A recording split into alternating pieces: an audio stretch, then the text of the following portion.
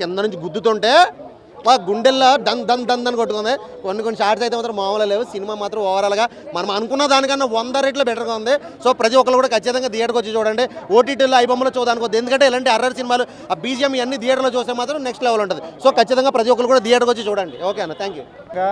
Theatre experience ఉండే cinema, ఎందుకంటే background music కానీ లేదంటే విజువల్స్ కానీ ఏదైనా మనం ఆఫ్టర్ లాంగ్ టైము ఈ అమ్మోరు ఇవన్నీ సినిమాలు చూసాం కదా. సో ఆఫ్టర్ లాంగ్ టైం మనకు ఆ ఎక్స్పీరియన్స్ ఉండాలంటే నేను అఘోరా అండి.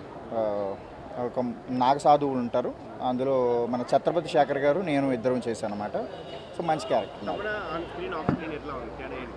అయ్యో, ఆవిడకి పేరు పెట్టే అంత స్థాయి నాకు లేదు, బట్ ఆవిడ ఎక్స్ట్రాడినరీ యాక్ట్. అసలు ఆవిడ వల్ల ఎంత క్రేజ్ వచ్చింది సినిమాకి. సో మీరు కూడా ఫస్ట్ థియేటర్కి రండి, థియేటర్కి వచ్చి చూసి మీ ఎక్స్పీరియన్స్ 10 మందితో షేర్ చేసుకోండి. మంచి సినిమా. మీకు క్లూ ఉంటుందండి, దానికి దీనికి క్లూ ఉంటుంది. మీరు అలా చెప్పేస్తే ఏంటంటే థ్రిల్ మిస్ అవుతారు.